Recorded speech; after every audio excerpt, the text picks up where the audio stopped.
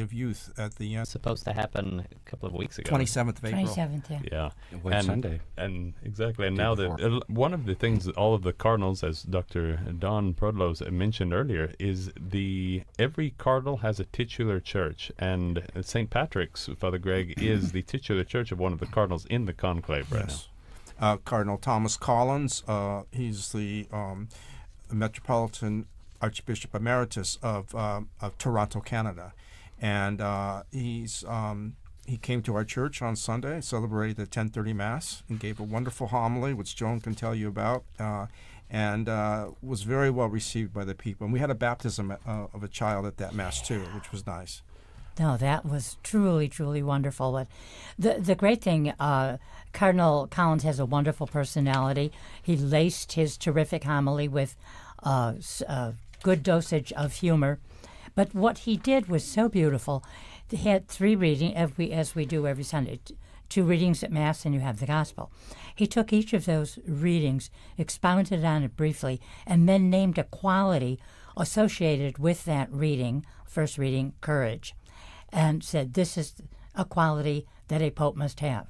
The second reading, the quality was vision. A pope must have vision. And then the Gospel, which is the Gospel, of course, of Simon Peter being asked by the Lord, do you love me? And Simon Peter reaffirming strongly 3 times, you know, Lord, I love you. And Jesus says, go feed my sheep. And so the point being... And one of the things Cardinal Collins said during his homily was that this baptism that was taking place at the Mass was, he said, there are 2 important events that are taking place in the coming days. One is this baptism that's about to happen, and then the other is the election of the Pope. He said this election, in a way, the election, this new member's entry into the family of God, into the Christian family, that's an act of God, he said. And he said this conclave that's happening, this election of the Pope, that's an act of men. We are electing the Pope under the guidance of the Holy Spirit, but it's an election. It's we choose, and then God kind of confirms this choice and gives His grace of the Holy Spirit to the man who will lead the Church. And as we pass the 11 o'clock hour, I would like to greet once again all those of you who may be joining us. Thanks also to our partners throughout the world, our partner stations. And a reminder that you can follow the conclave on our Radio Vatican app, the Vatican News web portal, or our YouTube or Facebook Live links. We are at a point now in the morning where if a pope where very likely the cardinals have proceeded to the first morning ballot. If a pope is elected, we would see white smoke, but if a pope is not elected, then we would go immediately to the second vote and wait until after that to get the smoke.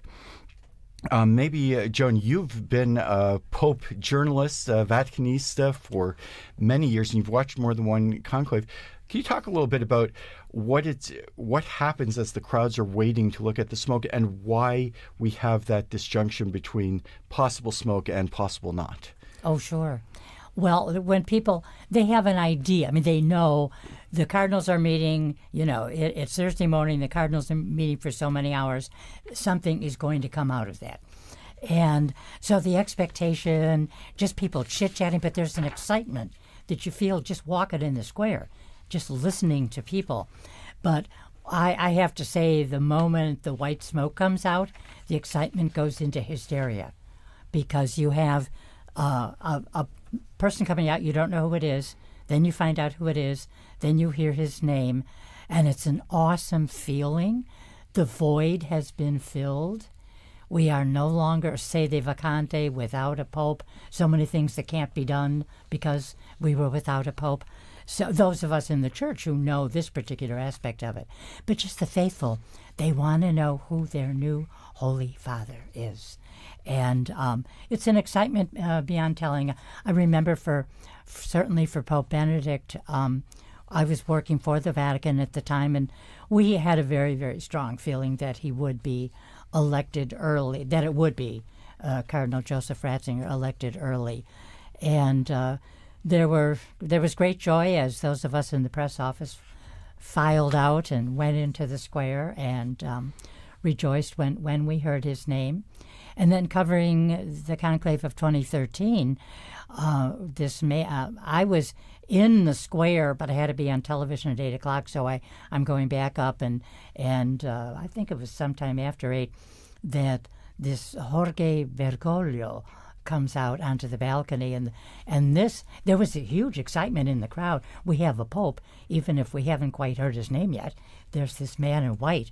And then with all the correspondents that were around us on the roof of the Augustinianum, it was like, what's his name?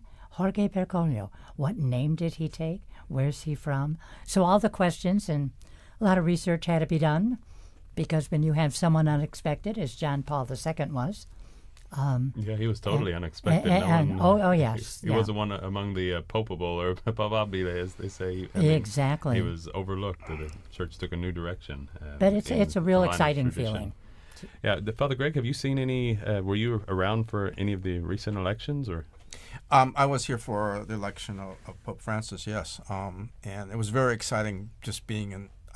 I was watching it on TV, but then I went down and was around the area, and it was very exciting because it was something new and unknown, and what does it mean, and where are we going, and the whole difference between the fact that Pope Benedict had resigned, but he was still there, and then this new Pope, and how that would work, throughout the years that followed until the death of Benedict.